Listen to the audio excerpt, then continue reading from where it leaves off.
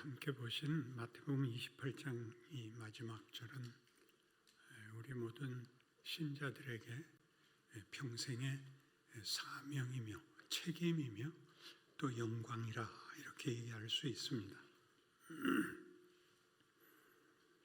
제가 젊었던 시절에는 한참 한국교회가 부흥시대였기 때문에 선교적 사명이라는 게 교회의 가장 큰 임무였습니다.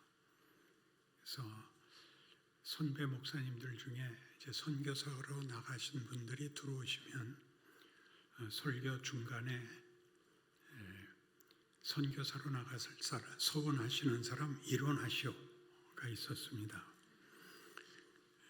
저는 그때 부목사로 어느 교회에 있었는데 사회 보느라고 앉아 있었죠. 그런데 두루 살펴보시다가 박 목사는 왜 안 일어나시오? 이렇게 됐습니다. 저는 집을 지키겠습니다. 그랬죠. 우스갯소리 같은 이야기지만 그때는 땅끝이 모든 족속이 저 먼 데였습니다. 지금도 나라 중에 기독교 국가 중에 선교사를 제일 많이 파송하는 데가 미국, 두 번째가 우리 한국입니다. 많은 선교사들이 헌신을 하고 있죠. 그런데 따져보면 당시 예수님의 말씀은 예루살렘에서 일어난 일인데 거기에서 땅끝은 우리나라입니다. 우리나라는 동쪽에 있을 뿐만 아니라 동쪽 끝에 있어서 극동이라고 불리죠. 극동. 동쪽도 맨 끝입니다.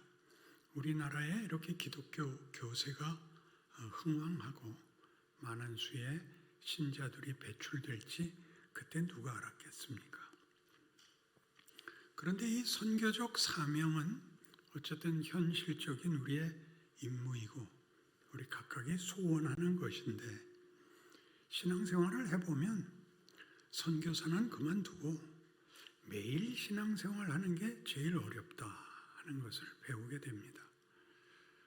늘 잠자기 전에 기도를 하게 되면 하루 종일 잘못한 일들이 다 생각이 나고 왜 그랬을까 싶은, 그리고 어느 날은 따져보니까 이제 살 날이 얼마 안 남은 평생 후회만 하다만 신앙생활이 가슴에 걸리곤 합니다. 예수님께서 가이사랴 빌립보 지방에서 제자들에게 묻습니다. 너희는 나를 누구라 하느냐? 그러자 베드로가 중대한 신앙 고백을 하죠. 주는 그리스도시요 살아계신 하나님의 아들이십니다. 그러자 예수님께서 바요라 시몬아 네가 복이 있다. 이를 네게 알게 하니는 혈육이 아니요 하늘에 계신 내 아버지이시니라. 내가 이 반석 위에 교회를 세우리니 음부의 권세가 이기지 못하리라. 그리고 내가 죽어야 된다가 됐죠. 그러니까 베드로가 가로막고 나섰죠. 주여 그럴 수 없습니다. 주께서 위기를 당하면 내가 목숨을 걸고 주를 보호하겠습니다. 그러자 예수님께서 그런 구중은 들으면 안 되는 구중. 사탄아 내 뒤로 물러가라. 내가 하나님의 일은 생각지 아니하고 도리어 사람의 일을 생각하는도다 하시고 아무든지 나를 따르려거든 자기를 부인하고 자기 십자가를 지고 나를 쫓을 것이니라. 이렇게 된 것입니다. 선교라 하면 서두에 우리가 살펴본 것 같이 굉장히 큰 사명이고 큰 임무고 목숨을 걸고 어디든지 그것이 이슬람 교권이든지 공산권 교권이든지 가장 가난하고 문명의 나라인 아프리카든지 목숨을 걸고 가리라. 이런 흥분과 긴장감을 불러일으키는데 우리의 현실 신앙생활은 거기에 발끝에도 못 미치는 생각할 여유도 없는 아무런 자랑도 할 것 없는 일상을 살게 놔두시는가? 우리 자신의 후회는 말할 것도 없고 그 부족한 신앙생활에 대한 원망이 이제 우리의 책임을 넘어서 하나님은 왜 내가 가진 진심과 고백에 대하여 힘을 실어주지 않습니까? 가져온 것이 오늘날의 각 교회 평균 신자들의 현실입니다. 하나님께서 우리를 하나님의 자녀 삼으시고 우리의 인생에 하나님이 누구신가? 왜 예수를 보내셨는가? 모든 인간의 보편적 그리고 예외가 없는 운명은 무엇인가? 그 벌받을 운명에서 벗어나고 영생을 얻는 것은 무엇인가에 대하여 우리에게 그 운명과 그 내용과 그리고 그것을 증거할 책임을 맡기셨다는 분명한데 그럴 수 있는 여건이 되지 않는 것은 왜 그런가 하는 것이 우리에게 커다란 숙제입니다.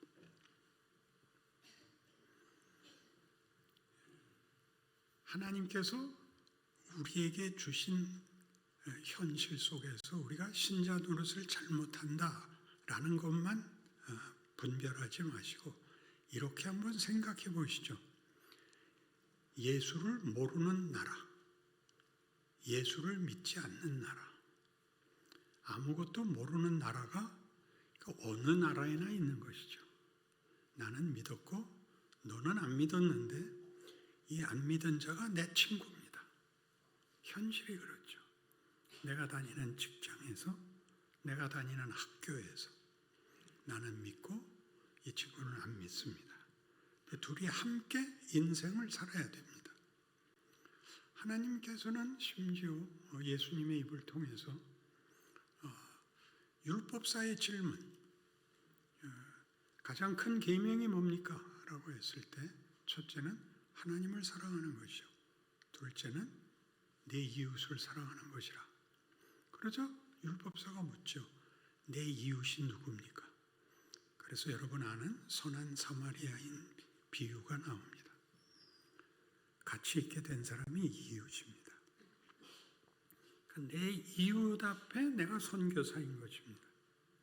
근데 선교사라고 하면 말하자면 코란을 읽는 아랍권에 성경을 들고 가고 예수가 누군지 모르는 사람에게 십자가를 들고 가고 하는 식으로 커다랗게 여러분들이 그림이 그려지는데 하나님은 어떻게 묶으셨냐 하면 이웃이 그렇듯이 함께 살게 된 하나님이 그려놓은 판에 옆에 살게 된 사람들 앞에 내가 선교사인 것입니다.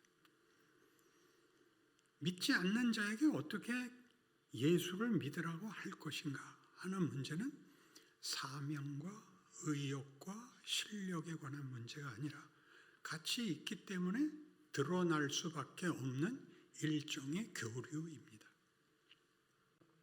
동일한 일상, 먹고 사는 것이 바쁜 생존 경쟁의 장에서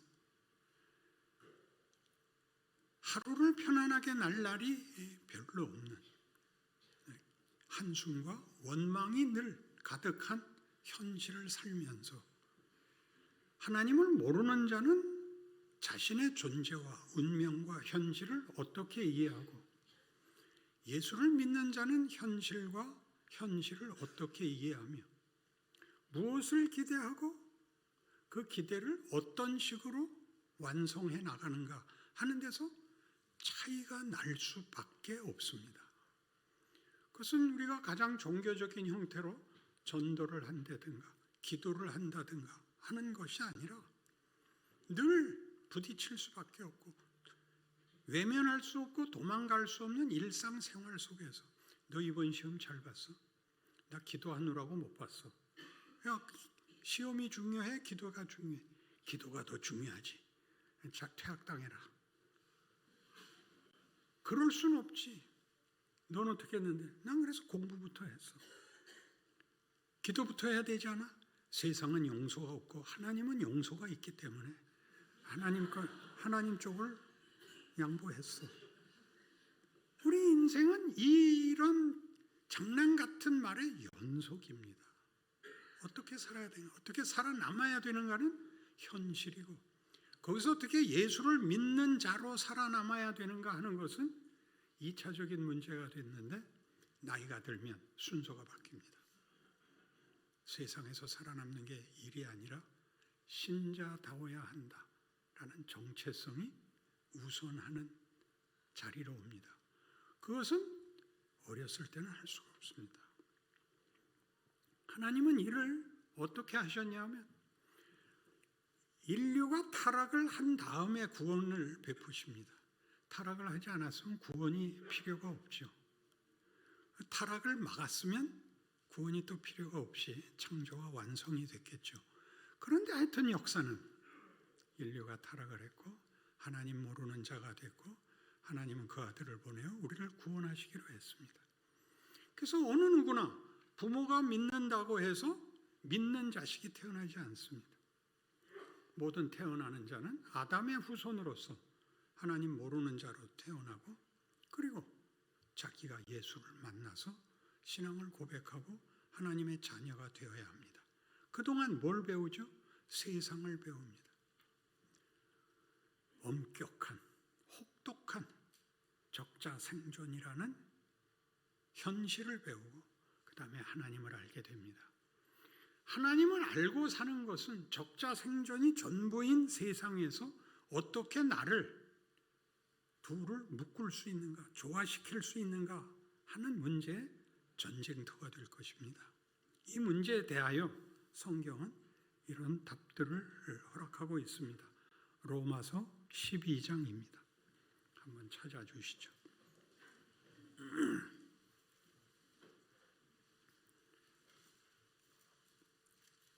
로마서 12장 3절. 내게 주신 은혜로 말미암아 너희 각 사람에게 말하노니 마땅히 생각할 그 이상의 생각을 품지 말고 오직 하나님께서 각 사람에게 나누어 주신 믿음의 분량대로 지혜롭게 생각하라. 우리가 한 몸에 많은 지체를 가졌으나 모든 지체가 같은 기능을 가진 것이 아니니 이와 같이 우리 많은 사람이 그리스도 안에서 한 몸이 되어 서로 지체가 되었느니라. 우리에게 주신 은혜대로 받은 은사가 각각 다르니 혹 예언이면 믿음의 분수대로, 혹 섬기는 일이면 섬기는 일로, 혹 가르치는 자면 가르치는 일로, 혹 위로하는 자면 위로하는 일로, 구제하는 자는 성실함으로, 다스리는 자는 부지런함으로, 긍휼을 베푸는 자는 즐거움으로 할 것이니라. 이게 무슨 얘기냐 하면요, 1절과 2절에 있는 이 말씀에 대한 실제적인 방법론입니다. 1절, 2절을 읽지요. 그러므로 형제들아, 내가 하나님의 모든 자비하심으로 너희를 권하노니 너희 몸을 하나님이 기뻐하시는 거룩한 산제물로 드리라. 이는 너희가 드릴 영적 예배니라. 너희는 이 세대를 본받지 말고 오직 마음을 새롭게 함으로 변화를 받아 하나님의 선하시고 기뻐하시고 온전하신 뜻이 무엇인지 분별하도록 하라. 그러니까 대단히 중요한 요구입니다. 신자답게 살아라, 이런 얘기죠. 그러고서 어떻게 하라고요? 한계를 정해주고 있습니다. 할 수 있는 만큼만 해라 그럽니다. 우리 뜻밖의 일입니다. 그러니까 우리가 무슨 전제 때문에 이게 뜻밖의 권면이 되느냐 하면, 우리는 예수를 믿는다, 예수를 믿어야 된다, 이 두 가지를 행하려면 하나님이 우리에게 세상에서 특별한 지위를 주셔야 됩니다. 하나님 특별한 지위를 주시지 않습니다. 여기에 성육신의 비밀이 있죠. 하나님은 인간을 구하기 위하여 그냥 내가 너희 모든 죄를 사하노라, 그렇게 하늘에 한번 우렁차게 고함을 치시면 끝나는 일인데, 하나님은 우리를 구원하기 위하여 그 아들을 보냅니다. 아들을 보냈다는 건 얼마나 무서운 뜻이냐 하면, 모든 부모는 자기보다 자식이 더 귀합니다. 부모가 자식을 위하여 죽을 수 있지, 자기가 살기 위하여 자식을 죽이는 부모는 없습니다. 이게 성경이 하고 싶은 이야기입니다. 근데 그 아들을 어디에 보내느냐 하면 사망의 자리에 보냅니다. 우리가 죄 지은 자리에 보내는 것이죠.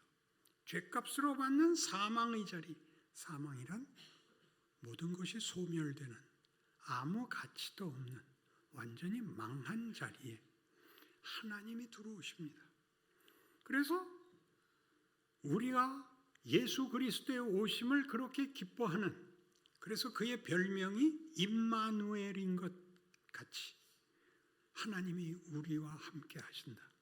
우리는 우리 혼자가 아니고 하나님이 함께 하시기 때문에 우리는 복받은 자다, 구원 얻은 자다, 우린 특별한 존재다 하는 것을 어디까지 와서 사망의 자리까지 들어와서 우리에게 예수 그리스도를 임마누엘로 찬양하게 하십니다.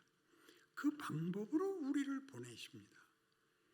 권력을 가지고 와서 내 말을 듣지 않으면 다 죽여버릴 거다가 아니라 이렇게 우리에 의해서 또 오해를 받으신, 우리에 의해서 배신을 당하신, 우리 손에 죽으시는 방법으로 하나님이 그의 구원을 이루시는 것은 하나님이 누군가에 대한 보이는 증거입니다. 우리는 하나님이 우리가 방금 오늘 시작한 주제에 같이 선교를 하려면 특별한 사명감과 특별한 권세와 특별한 지위와 특별한 특기가 있어야 되지 않느냐 하는 것이 우리로 하여금 아무것도 못하게 만든 것 같이, 우리가 아무 재주도 없고 아무 특별할 것도 없기 때문에 일상에서마저도, 가장 사소한 일에서마저도 신자 노릇을 할 수 없는 바로 그 모양으로 하나님이 그의 아들을 보내십니다. 놀랍지요? 마구간에 태어나시고 그가 많은 기적을 이루었기 때문에 많은 백성이 그를 환영하고 기대합니다. 예루살렘에 올라서 갈 때 모든 백성들이 나와서 이렇게 그를 환영했죠. 호산나, 찬송하리로다. 주의 이름으로 오시는 이요.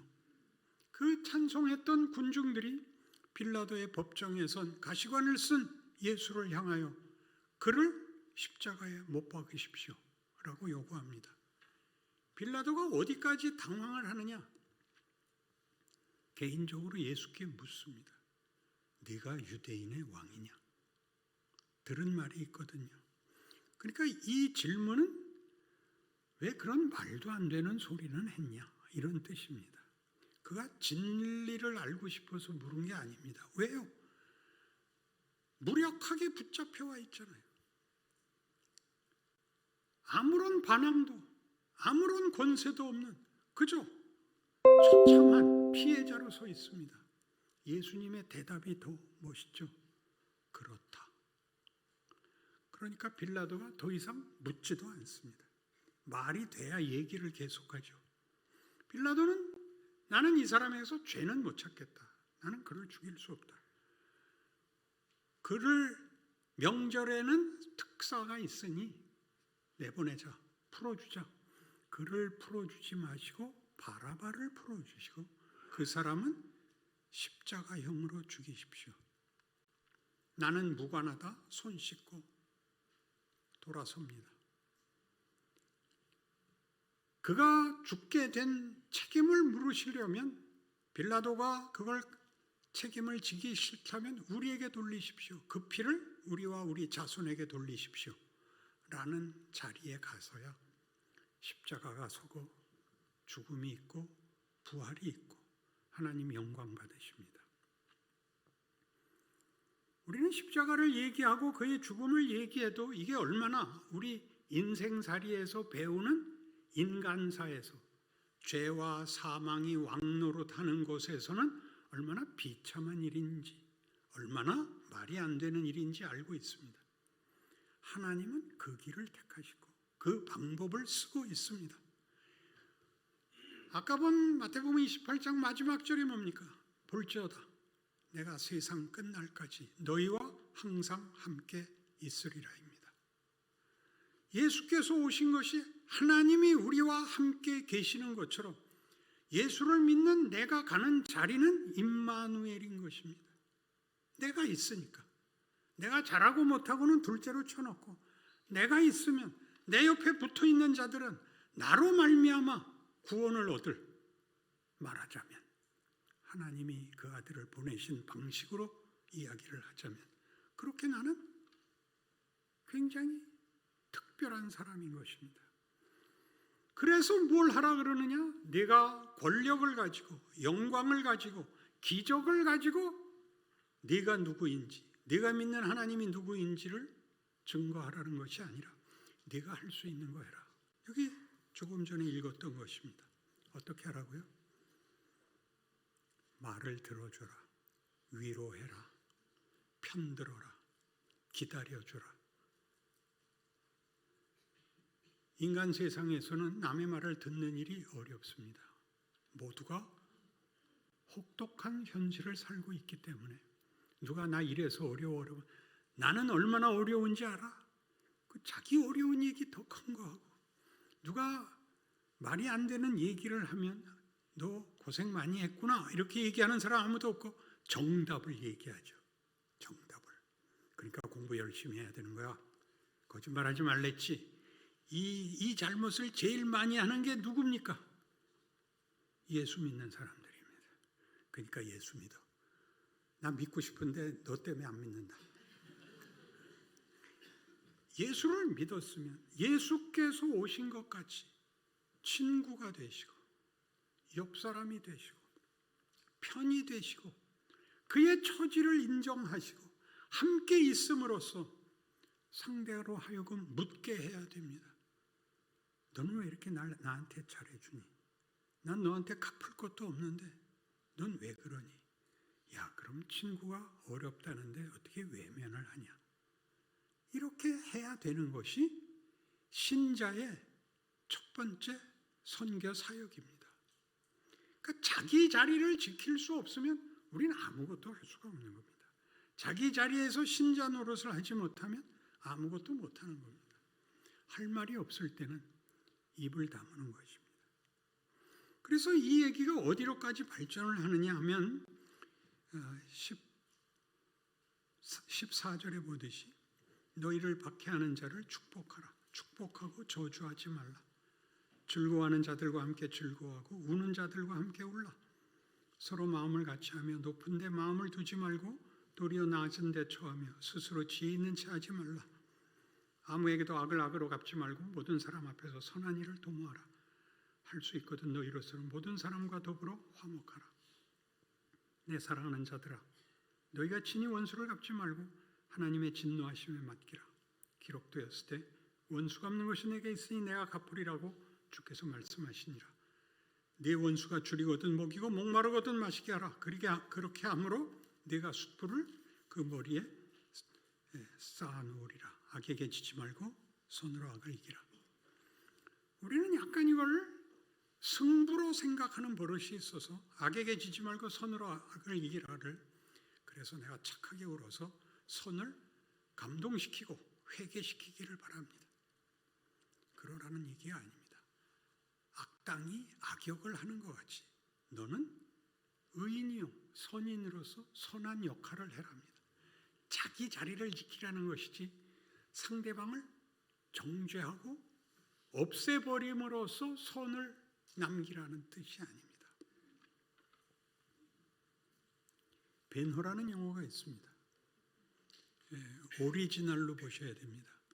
오리지널에는 찰턴 헤스턴이라는 주인공이 나오고 그 다음에 현대판으로 리모델링해서 나온 영화는 모르는 영화가 나왔는데 그 원작과 다릅니다. 원작은 굉장히 깊은 신앙 소설이고 영화입니다. 상상을 해보는 것입니다.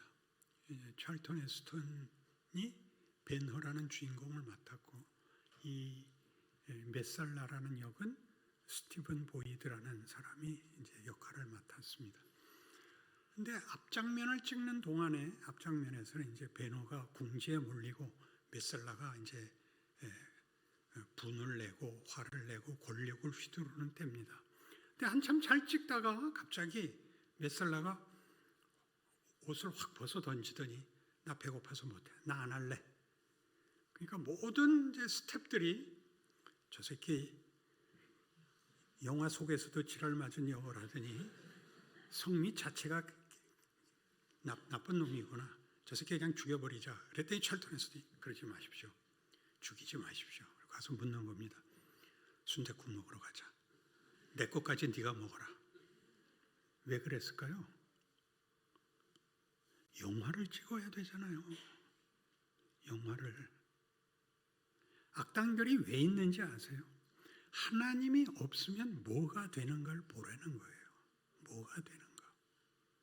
하나님이 없으면 인간은 죽을 때까지 자기를 지키는 일에 혈안이 되고 무슨 일이든지 해야 됩니다. 자기에게 사기를 칠 수는 없습니다. 내가 살기 위해서 내 친구에게 사기를 치는 거죠. 예수를 믿어야만 내 친구를 살리기 위해서 내가 피해를 볼 수 있습니다. 이건 굉장한 경지에 가야 하는 것이지만 그 시작은 뭐냐면 슬픈 어려운 친구를 가서 위로하는 것이죠. 그게 우리들 일입니다. 저 땅끝이 어디가 아니라 오늘 우리가 보냄을 받은 곳이며 우리가 사는 현실입니다. 내가 만나는 친구들입니다. 예수 안 믿는 것만 빼면 괜찮은 친구들, 예수는 믿는데 개판인 친구들 속에서 뭐가 악이고 뭐가 선인지 비교하는 일에 여러분이 증인이 되셔야 됩니다. 하나님이 이러한 판을 깔아 놓으신 것은 굉장히 놀라운 하나님의 지혜입니다. 악을 다 제거하면 천국이 만들어지는 것이 아니며 선한 사람들을 다 보상해주고 악한 사람들은 벌을 주는 것이 심판이 아니라 하나님의 심판은 하나님의 목적이 그 하시려는 뜻이 이루어지고야 만다. 이걸 모르는 것들은 다 망하고 만다. 망하고 만다는 것은 얻을 게 없다. 가치가 없다. 존재의 의미가 없다라는 뜻입니다. 그러니 여러분이 살아 생전에 나는 예수를 믿었으니까 죽어도 천국을 가. 이 연장선상에 지금 살고 있다는 오늘을 신자로서 살려면 이 오늘 본 이 로마서 12장 같이 할 수 있는 것을 해야 되는 것입니다. 가장 간단한 일입니다. 친구를 만나면 반가워하시고 웃으시고 그의 처지를 공감해 주셔야 됩니다. 앞에서 읽었죠. 우는 자들과 함께 울고 웃는 자들과 함께 웃어라 합니다. 너무 맞고 틀리고로 분별하지 마시고 친구가 되십시오. 그것이 예수님입니다. 우리는 예수를 다 버렸을지라도 예수는 우리를 버리지 않으셨으므로 우리가 여기 있는 것이죠. 그게 성경이 하고 싶은 얘기인 것입니다. 그래서 이런 얘기가 나오는 악에게 지지 말고 선으로 악을 이기라라는 이 이야기 속에서 우리가 가지는 악당들은 왜 있어야만 되는가? 우리가 왜 그리고 그들에게 한 발 양보해서 그들에게 공감해주고 편을 들어주고 하는 방식으로 선을 행해야 하는가 하는 문제에 로마서 12장은 이런 이유 때문에 이 결론을 펴니다. 로마서 12장 앞에는 뭐가 있을까요? 11장이 있습니다. 이것도 모르는 사람이 많습니다. 11장 25절을 제가 읽겠습니다. 형제들아 너희가 스스로 지혜 있다 하면서 이 신비를 너희가 모르기를 내가 원하지 아니하노니 이 신비는 이방인의 충만한 수가 들어오기까지 이스라엘의 도로는 우둔하게 된 것이라. 그리하여 온 이스라엘이 구원을 받으리라.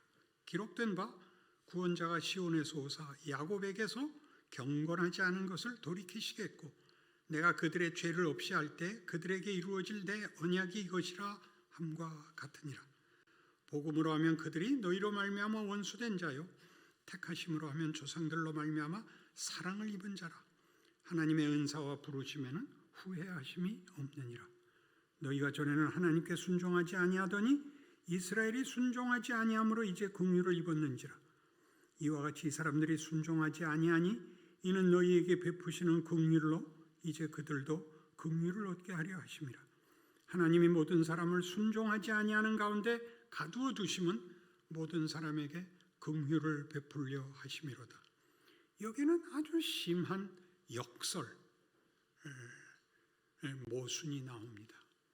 이스라엘은 온 나라의 제사장으로 택함을 받는 것입니다. 제사장 나라입니다. 그들이 제사장 직분을 제대로 완수해야 이방까지 복음이 가는 것인데 그들이 실패하는 바람에 복음이 이방에 왔다는 것이죠. 놀라운 일입니다. 하나님은 왜 이런 방식을 쓰시는가 하는 데 대하여 우리는 하나님의 지혜를 따라잡기가 쉽지 않습니다. 이스라엘이 순종하지 않아서 오히려 온 세계에 복음이 퍼진 것 같이 우리 모두를 순종하지 아니하는 가운데 가두어 두는 순간순간들도 하나님이 우리를 더 키우기 위해서랍니다. 다시 베노로 돌아가서 둘이 이제 원수가 되죠. 어려서 같이 컸던 중마고우인데 유다에 대해서 많이 알고 있을 친구가 로마의 고급 관리가 돼서 돌아오니까 베노가 부탁하기를 너는 우리 유다 사람들에 대해서 이해가 많으니 좀 정책을 풀어다오, 순하게 해다오. 그러자 메살라는 자기가 속한 나라 편을 들죠. 아니야, 나는 훨씬 더 엄하게 할 거야. 그 다음 어떤 고급 관리가 부임하게 되는데 베노의 어머니와 여동생이 지붕에 올라가서 구경하다 기와장이 떨어져서 말이 놀라는 바람에 그 귀인이 낙상을 하고 붙잡혀 가게 됩니다. 베노가 쫓아 들어가서 메살라에게 빌지요. 내 어머니와 내 여동생이 테러를 범할 무슨 흉측한 일을 할 사람이 아니란 건 네가 더 잘 알잖아. 풀어줘. 못 풀어준다. 왜? 이걸 일벌백계의 교훈으로 삼을 거야. 찍소리만 하면 다 잡아 죽일 거야. 그러니까 베노가 창을 꺼내 들고 당장 풀어줘. 안 풀어주면 찔러 죽일 거야. 그러자 메살라가 악당은 이래야 됩니다. 악당이 그때 빌고 그러면 재미없습니다. 일어서죠. 찔러. 네가 날 찌르면 네 어머니와 네 여동생이 풀려난단 말이야? 그럼 찔러봐. 어떻게 했어요? 창을 어디다 꽂았어요? 책상에다 꽂았습니다.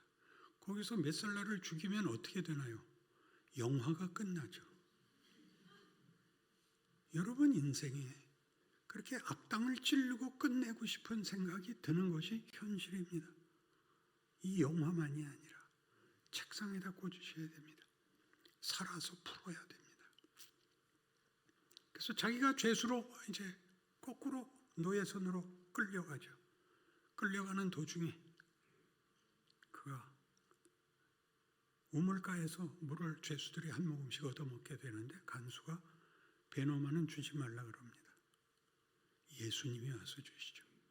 간수가 와서 걷어차고 그놈은 주지 말랬잖아. 그러자 예수님이 일어나서 간수를 쳐다보는 장면이 뒷모습으로 나오고 간수가 마치 해를 쳐다본 사람같이 얼굴이 이그러지고 쩔쩔매며 물러가던 생각이 납니다. 그리고 예수님이 물을 떠줘서 베노는 물 한 바가지 먹고 뒤돌아보며 끌려갑니다. 어젠가 그젠가 집회 때도 했던 얘기지만 예수님은 베노에게 물을 먹이십니다. 앞뒤를 빼고 우리말로 이해해 보십시오. 물 먹였다. 물 먹였다가 무슨 말인지 아시죠? 예수님 왜 거기서 물 먹였을까요? 너 아직 죽으면 안 돼 입니다. 어딜 가야 됩니까? 노예선을 가야 됩니다. 거기까지 가야 됩니다. 우리 일상에 왜 악당들이 이기며 선한 사람들이 아무 역할을 할 지위도 권세도 없는가? 놀랄 거 없습니다. 하나님의 일하심은 지금 이대로입니다. 우리가 볼 때는 일이 안 되는 것 같은 데에서 하나님은 일을 하십니다. 그리하여 돌아와 복수를 하죠. 전차 경주에서 이기는데 부상당한 중상을 입은 메살라가 동료들이 지금 다리를 잘라야 된다. 지금 안 자르면 너 목숨이 위험하다. 안 돼. 그놈이 올 거야. 나 다리 자르고 그를 만날 수는 없어. 기다려. 베노가 나타나죠. 메살라가 죽으면서 이 말을 합니다. 네 여동생과 네 어머니는 저 도시 밖 동굴에 있어. 가서 찾아봐. 우리 승부는 끝나지 않았어. 으하하하. 그러고 되집니다. 멋있죠. 악당은 회개하면 재미없습니다. 그래서 베노가 찾아가 보고 어머니와 동생이 있는 걸 보고 가슴이 찢어지죠. 보복을 했는데 문제가 해결되지 않습니다. 그가 얼굴이 죽상이 돼서 있으니까 부인이 당신 복수했잖아. 이제 다 끝났잖아. 아무리 달래도 안 되니까 마지막 이 대사를 합니다. 당신이 메살라 같아요. 그래서 교회 오면 베노하고 메살라가 이렇게 같이 앉아 있습니다. 다 베노인데 표정이 하나는 예수님 만난 표정이고 하나는 아직 예수님 못 만난 표정입니다. 똑같은데. 그리고 그가 어머니와 여동생 데리고 성 안으로 들어왔다가 예수님 십자가 지고 가는 거 보고 쫓아가죠. 나 물 줬던, 물 먹였던 분이야. 쫓아가고 돌아와서 이 말을 하죠. 그 말씀이 내 가슴에 있던 칼을 내려놓게 했어. 아버지여 저들을 사하소서. 저들이 자기가 하는 일을 알지 못하나이다. 이 전체 얘기가 뭘 하는 거예요? 우리의 소원과 우리가 아는 평안, 우리가 아는 복수주는 너무 차원이 낮은 거예요. 아무 일도 일어나지 말라는 거고, 하나님은 우리에게 뭘 하자는 거였냐면 너희는 나의 사랑과 믿음의 대상이다예요. 한 인간끼리도 사랑을 나누고 믿음을 나누려면 어지간한 수준이 되어야 합니다. 신이 우리 보고 사랑과 믿음을 요구하고 있고 그 대상으로 우리를 요구하고 있다는 것은 굉장하죠. 메살라라는 나쁜 놈이 없었으면 베노는 여기까지 갈 수가 없습니다. 메살라가 잘해줬으면 둘이 매일 술이나 처먹고 잘 웃고 잘 살다 되셨겠죠. 좋은 말로 죽었겠죠. 여러분, 이렇게 우리가 나도 모르게 이런 속세에 있는 말들을 쓰는 이유는 우리가 여기 붙잡혀서 사실 편안치 않기 때문입니다. 그런데 왜 그러냐라는 문제를 제대로 풀어내지 않고는 답을 찾을 수가 없습니다. 우리는 우리가 아는 것보다 더 가야 됩니다. 그리고 그것은 언제나 한계로 옵니다. 죽고 싶은 마음이 안 드는 사람은 인간이 아닙니다. 난 평생 죽을 생각은 안 해봤어. 천사죠. 천사보다 인간의 지위가 높다는 걸 아셔야 됩니다. 하나님은 우리를 사랑과 믿음의 대상으로 요구하사 우리의 현실에 도전하십니다. 넌 이것보다 더 가야 된다. 이것보다 더 가야 된다. 이걸로 만족하면 안 된다. 이게 현실입니다. 거기서 여러분이 내가 신자인 것을 확인하는 것은 가장 사소한 것들부터입니다. 가까운 친구에게 할 수 있을 만큼 안 되는 날은 침묵하시고 돌아서서 우시고 매달리시고 하나님이 어디까지 우리를 인도하시는가? 성육신에서 보다시피 나의 하나님 어찌하여 나를 버리시나이까 까지 가는 그 복된 자리, 하나님이 자신을 증명하는 자리, 우리가 어디까지 와야만 되는가라고 요구하는 자리, 그 경지라는 것을 기억하는 여러분의 인생이 되셔서 부디 여러분은 세상의 것으로는 대신할 수 없는 하나님이 주시는 이 영광, 이 찬송, 이 기적, 이 감사 감사에 참여하시기 바랍니다. 기도하십시다. 하나님 아버지, 우리의 인생을 복되게 하셨습니다. 우리의 기대를 훨씬 뛰어넘어 아버지의 사랑과 믿음의 목적과 대상으로 삼으십니다. 그 길 완주하게 하옵소서. 그 길 끝까지 승리하게 하옵소서. 하나님은 외면하지 않겠다 약속하셨으니 우리도 힘을 다하여 충성하고 인내하고 승리하게 하옵소서. 하루하루를 제대로 살아내게 하시옵소서. 예수님 이름으로 기도합니다. 아멘.